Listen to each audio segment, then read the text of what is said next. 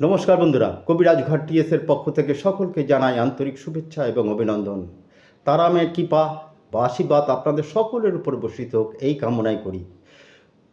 বন্ধুরা, আজকে একটা অন্য বিষয় আলোচনা করছি, আর্থারাইটিস কথাটির সাথে কিন্তু আমরা কম বেশি সকলেই কিন্তু পরিচিত, তাই তো?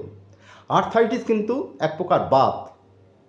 বয়স বাড়ার সাথে সাথে এর প্রকট প্রচণ্ডভাবে দেখা যায়। এখনকার বর্তমান সময়ে এখন অনেক ছোট ছোট ছেলে মেয়েদেরও কিন্তু এই রোগগুলো দেখা যাচ্ছে। আমরা যেসব খাদ্য খাবার গ্রহণ করি বিভিন্ন, এখন তো সবই কেমিক্যাল, যার ফলে প্রোটিনের টোটালটাই ঘাটতি হয়ে যায়, ক্যালসিয়াম টোটালটাই ঘাটতি হয়ে যায়, যার ফলে কিন্তু এই উপসর্গগুলো চলে আসে। এর মেন কারণটা কি? মেন কারণ একটাই, সেটা হচ্ছে তরুণাস্থিতে জলের পরিমাণটা বাড়তে থাকে, প্রোটিনের পরিমাণটা কমতে থাকে, যার ফলে তরুণাস্থি হচ্ছে লিগামেন্ট। যার ফলে কি হয়, যখনই প্রোটিনের পরিমাণ কমতে থাকে তখন সেই জায়গাগুলো কি হয়, আস্তে আস্তে ক্ষয় হতে শুরু করে এবং সেই জায়গাটা পাতলা হয়ে যায়। আমরা যে ফোল্ডিং করি, ঠিক আছে, এই যে জিনিসগুলো করি তাতে কি হয়, পারা যায় না। এতে ঘাড়, কোমর, পিঠ, যে কোনো জয়েন্ট সেইগুলো আস্তে আস্তে সব আক্রান্ত হতে থাকে।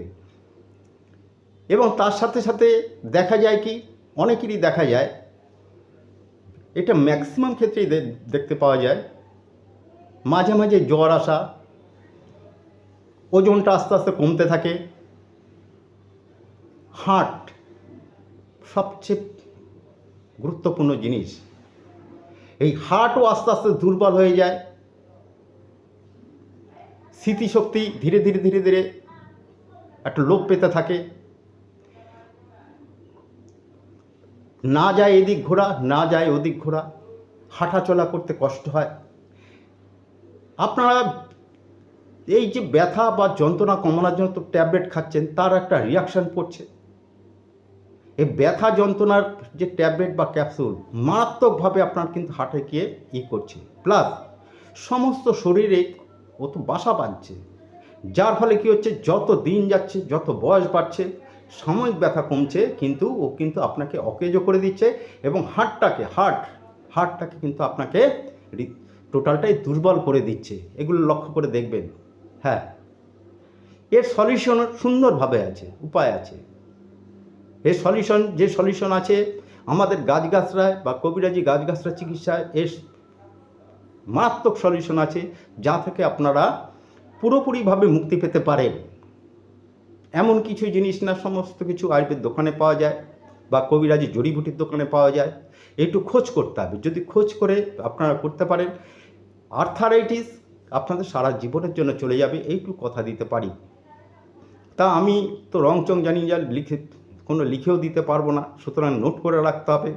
এবং যারা নোট করে রাখবেন, একদম আর্থারাইটিস আপনাদের যাবে। এবং কেউ যদি কষ্ট পায় তাকেও এই ফর্মুলাটা দিয়ে দেবেন, এবং ফর্মুলা দেওয়ার আগে আমার ফোন নম্বরটা একবার ফোন করবেন যে হ্যাঁ দাদা উপকার পেয়েছি, তাহলেই খুশি হব। কিছুই না, সামান্য কয়েকটা জিনিস জোগাড় করবেন। লিখে নিন: আমলকি, অশ্বগন্ধা, গক্ষুর এক ধরনের কাঁটা জাতীয় পাহাড়ি অঞ্চলে জন্মে গক্ষুর। আমলকি, অশ্বগন্ধা, গক্ষুর, গুলঞ্চ, শুকনো আদাকে বলে শুট। আর হচ্ছে গগ্গুল হচ্ছে শোধিত গগ্গুল বলবেন, শোধন করা গগ্গুল, শোধিত গগ্গুল। 6টা হলো। আর নেবেন মিঠা সুরঞ্জন ও এক প্রকার পাউডার, আঠা চূর্ণ। এর দুটো আছে, এক হচ্ছে তিতা, এক হচ্ছে মিঠা। আপনারা মিঠা সুরঞ্জনটা নেবেন। এইগুলো সব 50 গ্রাম করে নিন, বা আপনার সাধ্য মতন যেমন পারেন আপনারা নিন। ওই মিঠা সুরঞ্জন সমস্ত যদি 50 গ্রাম দেন, মিঠা সুরঞ্জন দেবেন 100 গ্রাম। বাদবাকি সব 50 গ্রাম দিচ্ছেন, ওটা দেবেন 100 গ্রাম। আর যদি 25 গ্রাম মাত্রায় করেন, সব 25 গ্রাম দিলেন, ওটা দেবেন 50 গ্রাম। এইগুলো ভালোভাবে মিশ্রিত করুন। মিশ্রণ করে আপনারা একটা কাচের জারে রেখে দিন।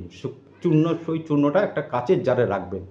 ওই চূর্ণ আপনারা কি করবেন, প্রতিদিন কিছু খাওয়ার পরে 1 চামচ অর্থাৎ 5 গ্রাম মাত্রায় দিনে 2 বার করে উষ্ণ গরম জলের সাথে আপনারা খান।